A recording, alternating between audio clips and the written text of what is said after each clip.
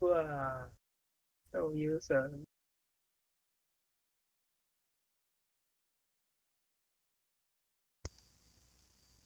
All right. Good morning, everybody, and welcome to another lecture of our Calculus for Life Sciences course. Just before we continue, can I get confirmation in the chat that everyone can both see and hear me, just so we don't have any hidden technical difficulties happening? And then we will continue.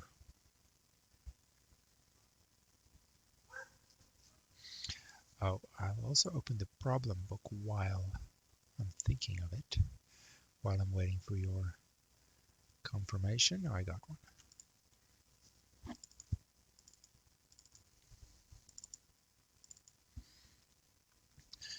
Problem book. Let's get set up. That's not where we want to be, is it? Quadratic functions. Quadratic. Where's 1.6? Ah, that's it. We'll get to that soon. All right. So previously we talked about the basic quadratic function, and we also introduced some basic function transformations. Let's go over them now. I think I just have to increase my pen size here. This doesn't look right. Man, I'm all over the place today. E. Black. Can I get a black pen? There we go. Ah, that looks better. All right. Review from yesterday. Function and therefore graph as a result. Transformations. Alrighty. Okay. So, of course, you can technically do these transformations in any order. Some, however, will be more convenient to do first and some more convenient to do last. If I have my basic function, I'll just do them in this order. I won't number them. And I change it to y equals some positive constant a times f of x. Now, what helps me remember is the right-hand side stays the same, but gets multiplied by a positive number. Then the resulting graph undergoes vertical. I want to emphasize vertical stretch or compression, depending on the size of A. But if something is done to the whole right-hand side, then some vertical transformation is happening to the graph.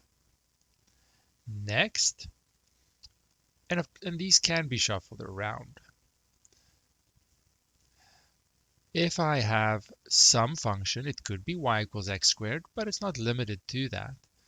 And I multiply the whole right-hand side by -1. Again, that's a vertical effect on the graph. It's a vertical reflection, I'll call it. It's a little bit confusing to some people, perhaps. If I call it a reflection in the x-axis, then you focus on the x-axis, which is horizontal. So I'll just call it a vertical reflection. Then I can imagine flipping it vertically. So that might be an easier word to use. Then we can also do a very different transformation by replacing x wherever I see it with an x, let's call it minus p.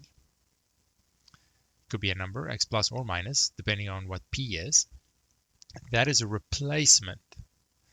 And whenever I do a replacement transformation on the function, the graph effect is going to be a horizontal in this case, I'll call it a shift, horizontal shift.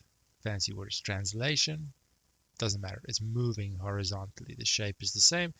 We're just shifting it horizontally. And the one that I find is the safest to leave to the end, these can all be flipped around, these first three. I find it a little bit safer if I leave this transformation to the end. So I keep the right-hand side, and I'm going to add or subtract, depending on the value of q, but a number. Again, something is done to the whole right-hand side, so that means a vertical transformation is happening to the graph, vertical shift. So there's some consistency between these. If the whole right-hand side is being manipulated, then it's a vertical transformation to the graph. And when x is being replaced by x plus or minus a number, then it's a horizontal shift. Now there's one more we're going to add eventually, but not right now because the quadratic function doesn't really need it. These are the four we have right now. And we want to keep this as simple as possible. There are more. We don't necessarily need to see more. I want to do a problem.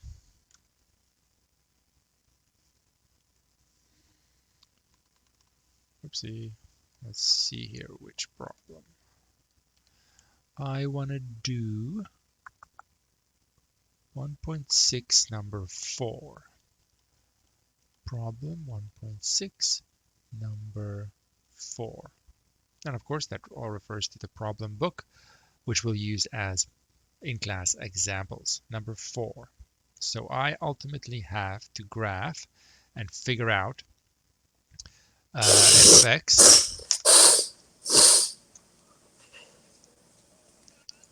mute, f of x, -2, so we're given f of x, -2x plus 1 squared, and then we have a plus 4. All right. Now it says here, do it by way of a sequence of transformations. And I'm going to talk about standard form in a second, and then we'll identify what happens to the vertex as we keep track of it, axis of symmetry as we flip and shift this basic graph, and then that'll be that. So I want to make a sequence of transformations. Let me just check here in the chat. I did get confirmation that my sound and video is going through, but let's just pause to double check if it's just you or am I actually not being heard. Can anyone still see and hear me? Okay, it was just you. Okay. You never know, I'm paranoid, and then suddenly I've been talking to myself for half an hour and nothing happened. That's not good. Okay. Let me know if anything feels weird technically. It might not be just you. So I want to make a sequence of transformations. And of course, I'm building, let's make the sequence first. Whoopsie. That got away from me. Sequence of transformations.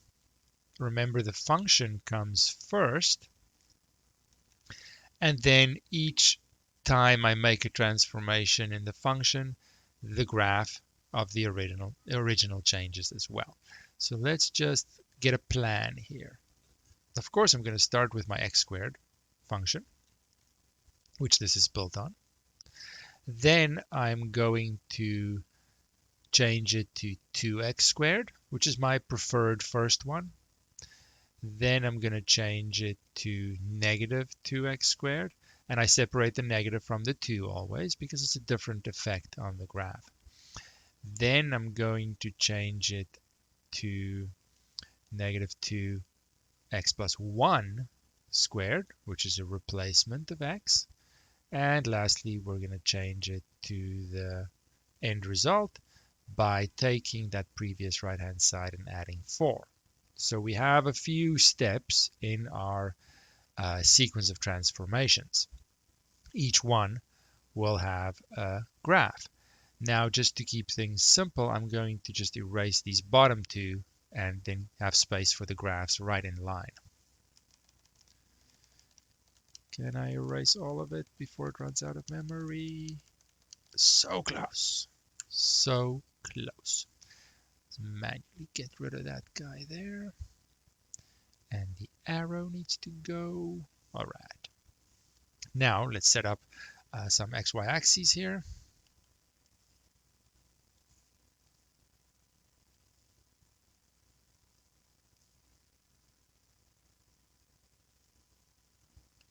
And then we'll do the last two in that sequence underneath. So we're not going to have very big fancy graphs, just a rough sketch here, as long as the shape of the original is preserved. So of course I start with my basic parabola. I'm going to make it nice and wide because I know the 2x squared is going to stretch this, making it a little bit thinner. Trying my best at a nice curve here. And of course that bottom is the vertex at 0. Let's keep track of another point. Whenever I need to stretch or compress it, it's nice to indicate that I actually did change the graph, because sometimes my shape doesn't show the stretch as effectively as I'd like. I don't want to make this parabola super thin. It's difficult for me to draw. So I'm going to make it a little thinner, but I'm not going to make it as thin as it actually is when x and y are the same scale. It's hard to draw those. So I help by keeping track of my vertex, of course, and then showing that the point that I indicated previously is now at 1, 2. So I did do something. Next, I take that whole right-hand side and I multiply it by -1, which flips everything vertically. So now everything is just upside down, trying to be as neat as I can be, but of course it's not an art class. As long as we have the curvature and the symmetry and have a nice round at the top, those things are the key properties, right? And we don't wobble like this, then those things are not properties of the graph. And my point now sits, my reference, my extra reference point now sits at 1, -2. All right, so far, so good. And then we said we'll take it down here to replace x with x, what was it? plus 1. Plus 1. Let's set that up.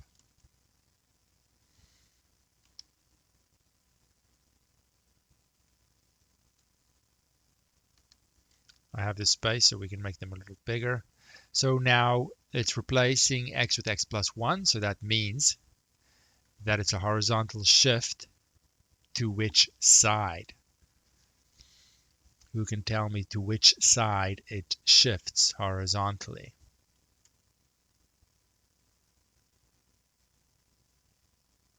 Anyone at all? Left. Perfect. How you remember it? I remember I had to just sort of make a note that it's counterintuitive for me. So plus here actually means left. All right. So now it's only left by 1. So my vertex maybe sits over here now at -1.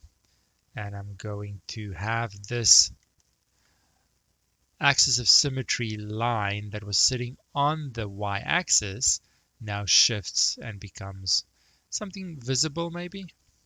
Well, not visible, I can make a dotted line just to help myself, but I want to indicate that. And now I can draw my parabola. This one is not the greatest parabola I've ever done, but I'm just going to go with it. A little wobbly here, right? My point that I kept track of is now sitting right on the y-axis because I shifted by 1. So I get the y-intercept as a bonus, but I can also calculate it at the end. We'll make a note of that. And then we have one more step this way to finish it by adding 4 to the whole right-hand side, which means it's a vertical effect on the graph.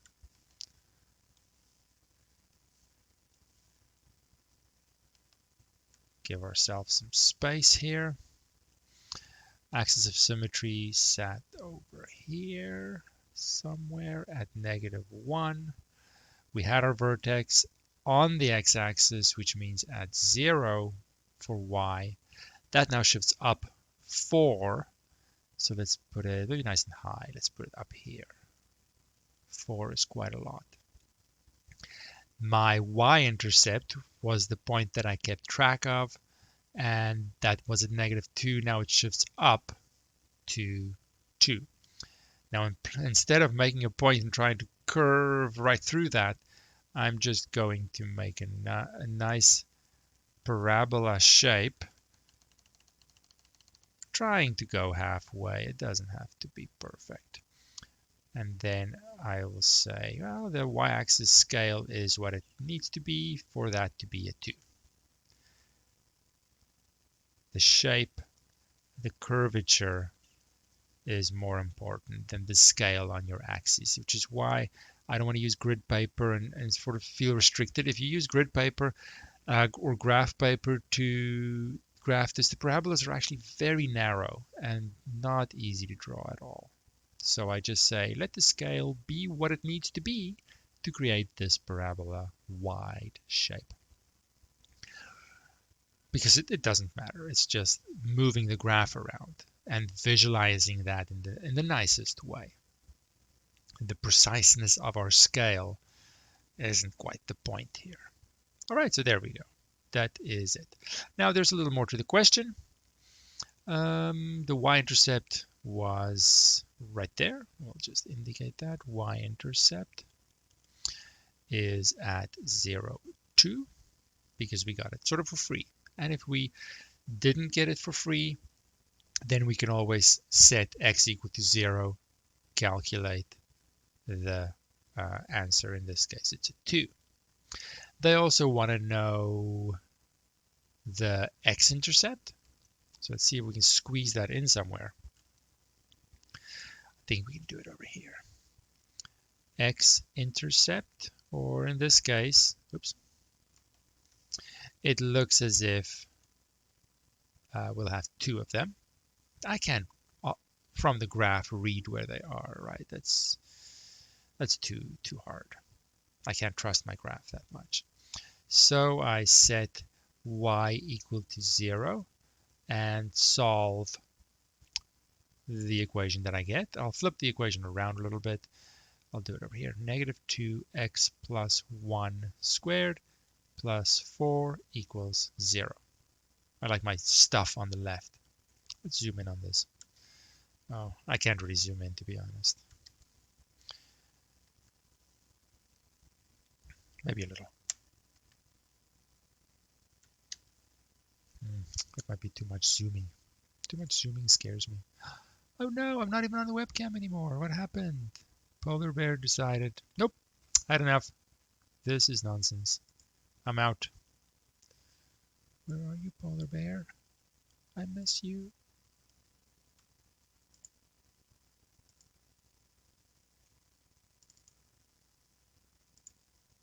Oh, it's gone. There he is.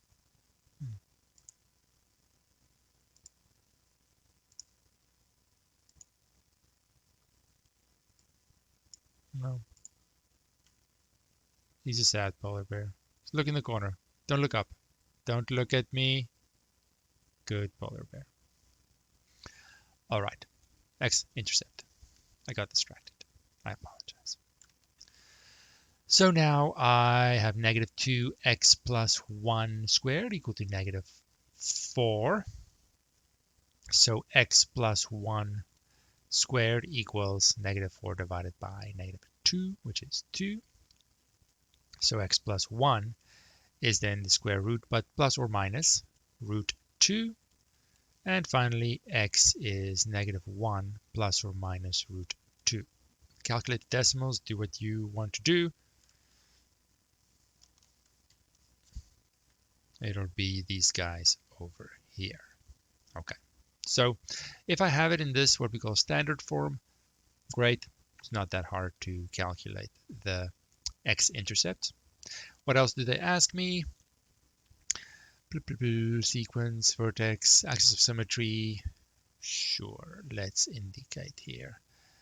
Let's do it over there. I'm running out of space. I didn't plan this very well. Axis of symmetry is a line. It's a straight line. It's sitting at -1. It's the vertical line x equal to -1. What else do we have here? Is the vertex yielding a maximum or a minimum? Clearly, the vertex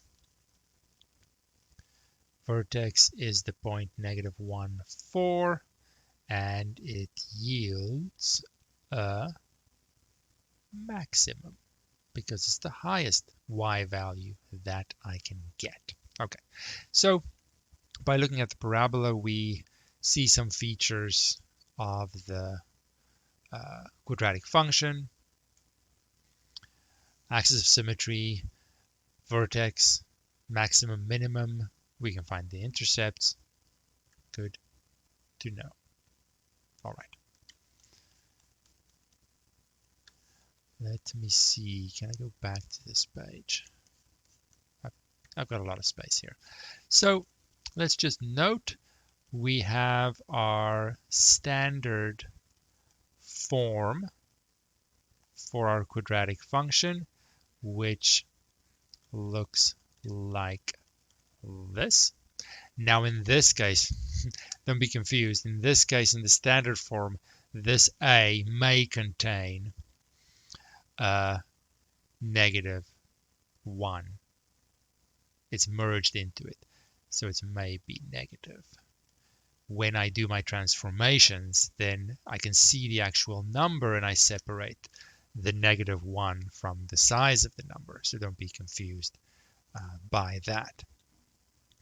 We can find our axis of symmetry. When I have it in standard form, the axis of symmetry is very clear, the line x equal to p. The vertex is the point PQ. Sometimes I call this the PQ form. And then depending on A being positive or negative, if A is positive, then my parabola didn't flip vertically and my vertex is giving me a minimum point. If A is negative, then at some point in my sequence of transformations, the graph flipped vertically. I have a parabola pointing down, and I'm going to have a maximum point at my vertex. Now, the y-intercept is sometimes going to come automatically, but in general, I calculate these intercepts in the same way. For y-intercept, set x equal to 0. For x-intercept, set y equal to 0. And then solve the equation. And solve, and solve. So nothing really changes there. And we saw in the example. Sometimes I get a y-intercept for free, maybe an x-intercept, who knows. It really depends on the transformations themselves in the sequence. Any questions so far?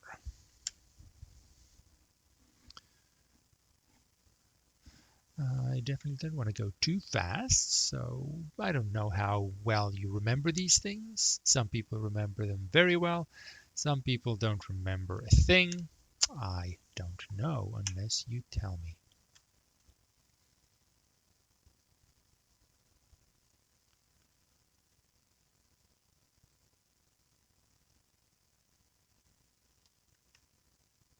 Nope, you don't remember anything, or nope, it's super easy.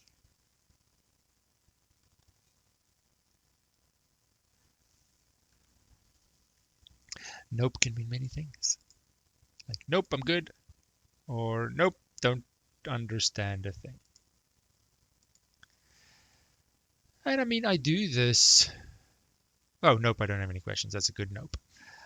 We do these things so that if you have any uncertainties, more than we cover, you can go and look at your pre-calculus book. There's many open books. Go visit Khan Academy or wherever you need to review things and spend the time to do that. We only sort of what's the word? What is the word I'm looking for? Highlight the most important things that we absolutely need moving forward. Things that come up again in various ways, especially in when we do the calculus properly. I want to do problem 1.5, number 5, just because it's a little different, so why not? Number 5. So I want to make any quadratic function you want as long as it satisfies the requirements. And in number 5, my leading coefficient, which is the a, let me name that maybe. Where is that?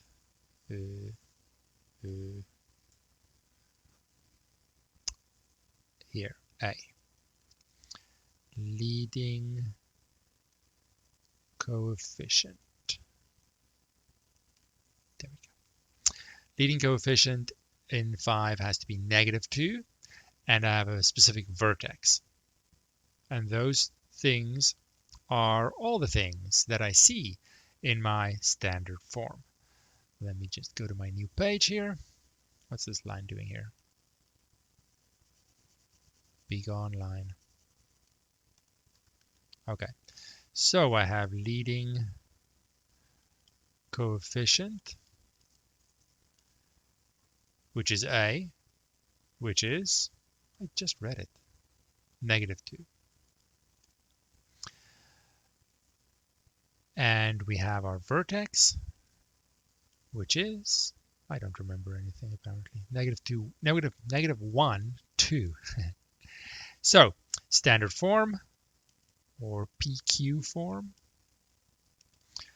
y equals ax minus p squared plus q. It's always minus here. So that if p is a positive number, then the replacement transformation to x minus that number is shift to the right, which makes it convenient that the vertex coordinate is exactly that p if I have it as x minus p. So I really just fill everything in. -2 for a, -1 for p, 2 for q. So we have, in this case, y equals -2 x plus 1 squared plus 2. And we see the x plus 1 would have shifted it to the left, creating the vertex at axis of symmetry -1. Done. Easy. Now there's some variety in problems 1.5 and 1.6 that we can't all do, but we will after the next little bit.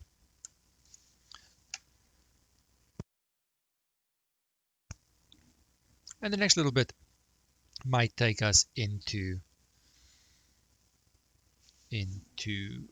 tomorrow, because not everyone remembers it perfectly. So let's continue, unless there are some questions at this stage.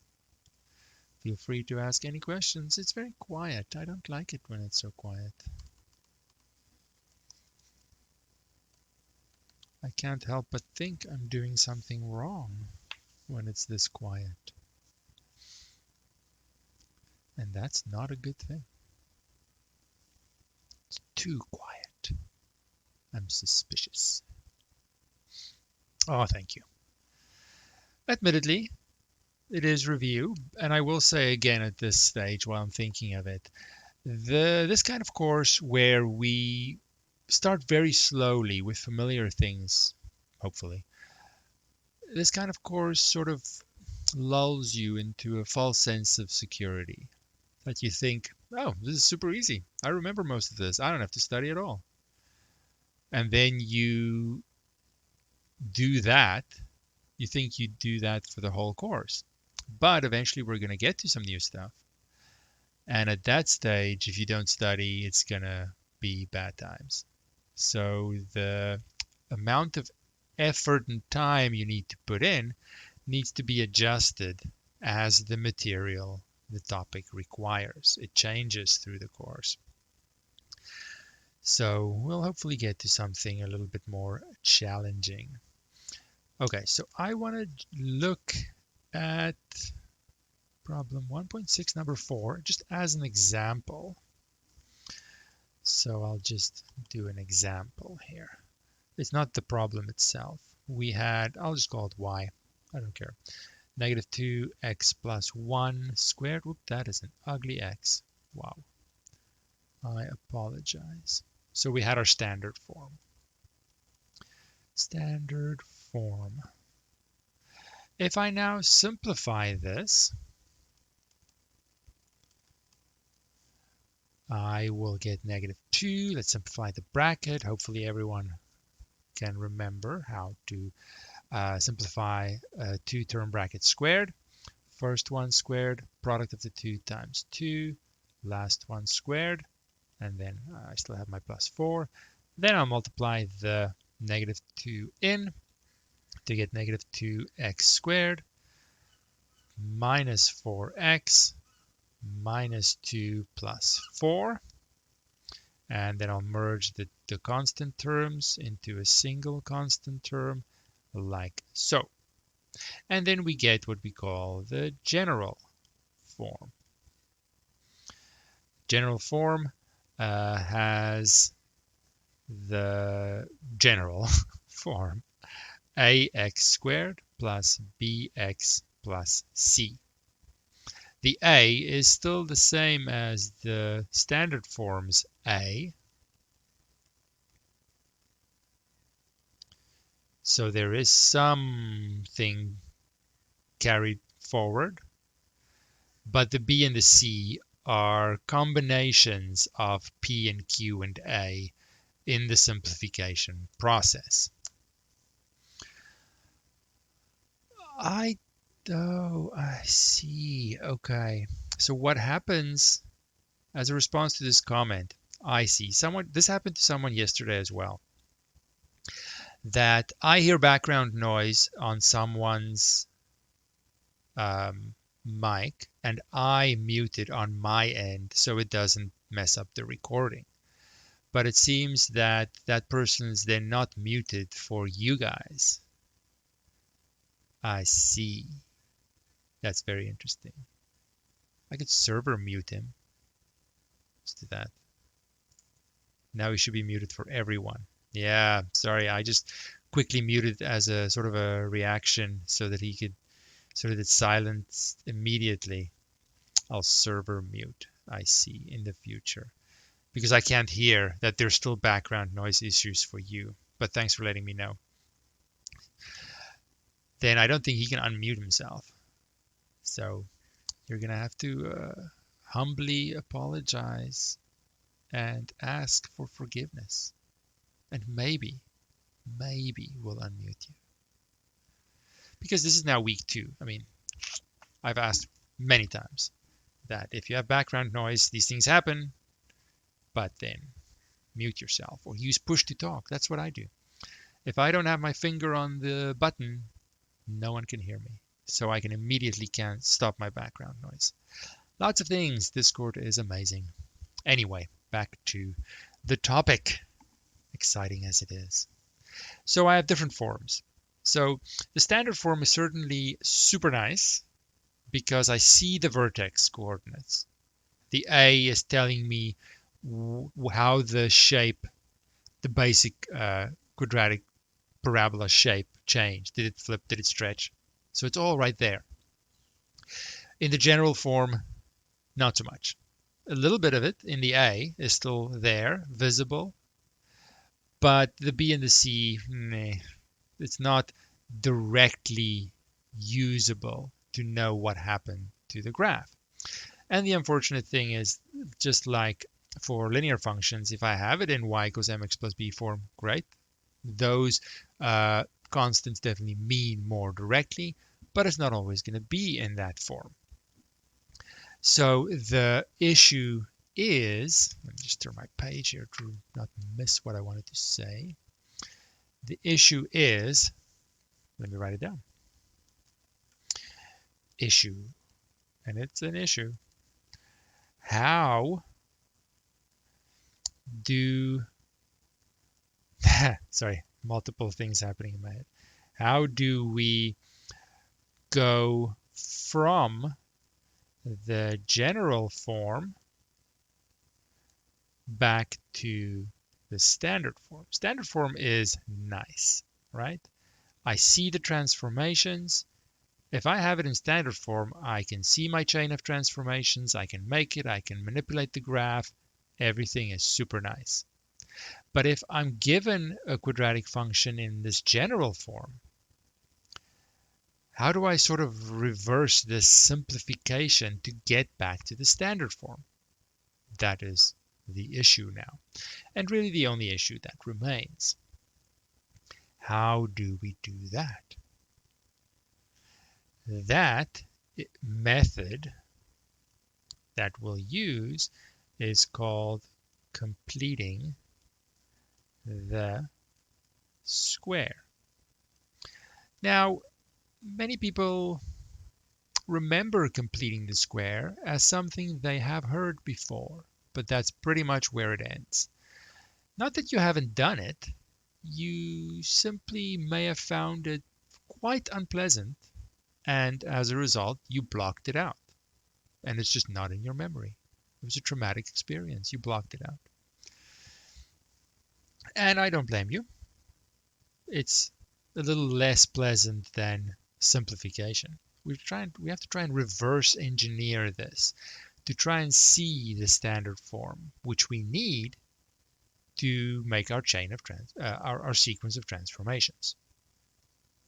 So before we go into this method, is everyone at least clear on what we're trying to do? Given this general form, how do we make it look nice so we can see the transformations? That is our goal. All right. Now let's do it. I have 1.6, number 3 as the one I want to do. 1.6, number 3.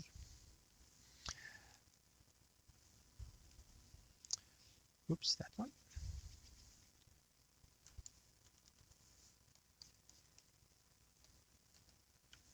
All right. So there's no issue if I'm able to get it in standard form, right? Because then I just do exactly the same as this, as number 4. I make my sequence of transformations. I see how the graph changes every time. The X and the Y intercepts are pretty easy. Everything's great. If I have it in that standard form. But if it's presented as, what is it presented as? Maybe let's go look. Number 3, x squared minus 2x minus 8. X squared minus 2x minus 8. Before we can have all those nice function graph transformations to figure out what's happening to this guy, I need to make it look appropriate. So let's do it. All right. So now please ask me if you don't remember this or if I do something. We'll do a couple of these for sure. This is really kind of scheduled as tomorrow's topic, but why not get a leg up on that and make it a little bit easier for ourselves. All right. So in this case, I don't have to worry about a leading coefficient. It's just a 1. So it's a simpler example than we might see eventually. So let me talk through this, and please stop me if you don't like what I'm saying. I can look at the simplification process up here. And I see that a bracket squared, which is what I'm looking for, when simplified results in 3 terms. There's an x squared, there's something with an x, and there's a constant term. So whether I go forward or backwards, these two groups are the same. The bracket squared is the same as this triple that need to go together to be equivalent to that bracket squared. So I see 3 things. The problem is they don't all fit together to give me a bracket squared. I don't like this 8. This 8 is bothering me on a personal level. So just stay out of my way, 8. I don't like you. I can't get rid of you right away. So I just don't want to look at you right now. I want something else. I don't know what that something else is going to be, but I know it's not 8. I want something else that would give me some bracket squared. Now I can't just add this question mark value. Then I've changed the function, so I need to take it away again, so that everything is still in balance and nothing has happened. Okay, this is my plan. Coming up with a plan for how to figure out the standard form for this function. I know that I need 3 terms, an x squared, an x term, and a number, constant term, to give me a bracket squared. And the bracket squared is going to be x minus something. Let's make it squiggles. He is sent to the timeout because I don't like him. He's offending me. Can't get rid of him. He's still there. But we don't want to look at his face right now. So let me actually not make it squiggles. Let's make it p, because that is what it's called in our standard form. I just need to figure out what should this p be to fit with the x squared minus 2x plus something. Well, if I take my x minus p squared, as if I had it, and I simplify it, it's going to be the first one squared, it's going to be the product of the 2 times 2, it's going to be the last one squared. Let's focus on this middle term. This middle term should be negative 2x. Right? It's right there. I can't change the negative 2x. That is what it is. So what should p be to give me the negative 2x? I have a negative 2 and I have an x. So that means the p should be 1. So let's have this as sort of temporary and continue over here. It's going to have to be x minus 1 squared. So that when I simplify it, I need to get that negative 2x. And the simplification process with an x and a minus 1 will give me my negative 2x. X minus 1 squared will result in the first one squared, product of the 2 times 2, last one squared. So now that negative 2x term is correct. So I have to sort of choose the appropriate p value so that I get the middle x term what it needs to be. Okay. That then tells me that this question mark term has to be 1 as well, because it's this 1 squared. It's really 1 squared. 1 squared needs to be taken away as well. Now the first of the 1 squared, the 1's squared, is in my bracket. It's part of the triple that is equivalent and merge together to give me my x minus 1 squared. This other guy is not there. He's going to have to unfortunately go play with the negative 8. And we'll put them together. We can't get rid of them. They're always going to be there into a simplified negative 9. All right. This now tells me A is 1, P is 1, Q is -9. That means I have everything I need. I can now finish it in the exact same way as I did, not number 5.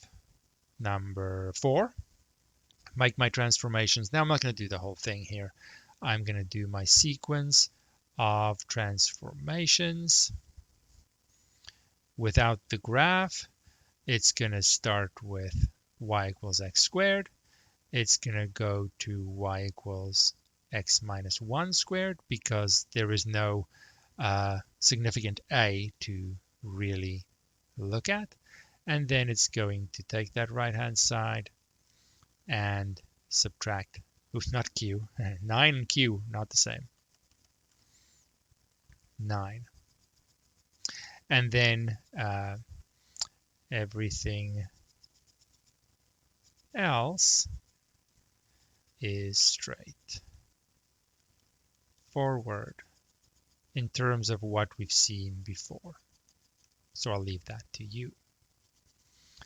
The important part is how we get to this PQ form, this standard form. Because once I have it, then I can see my transformations, I can isolate them, I can make the sequence, graph, everything's the same. It's when I start with the general form, how do I complete the square to get me my standard form?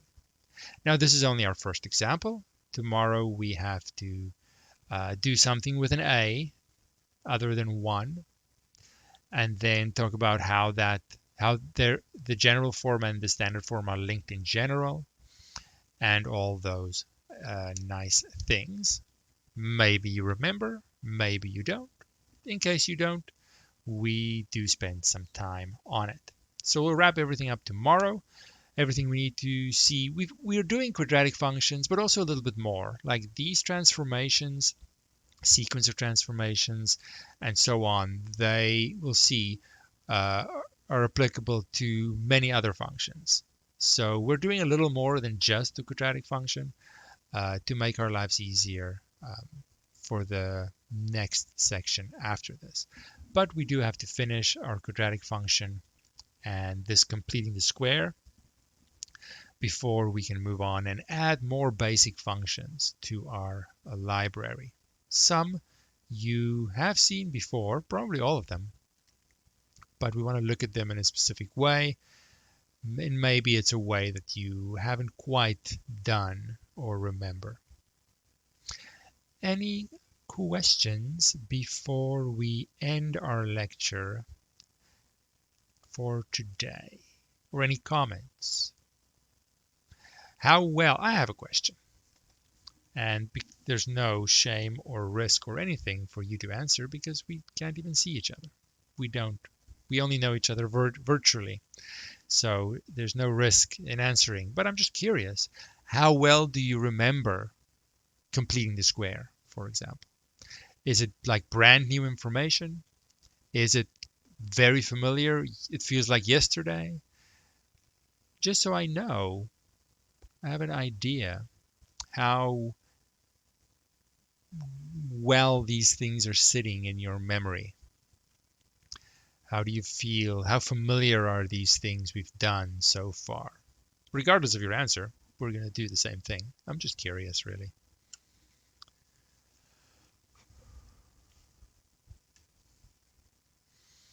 Yeah, the time frame is different for everyone as well, which doesn't help. If you blocked out completing the square, you are not the only one. You're actually part of the majority. Most people block it out.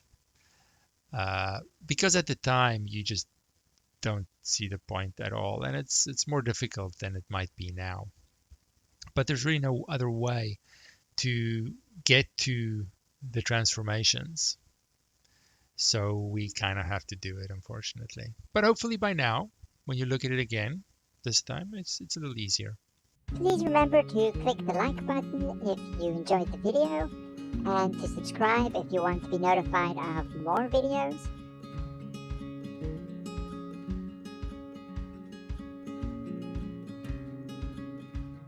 Thank you.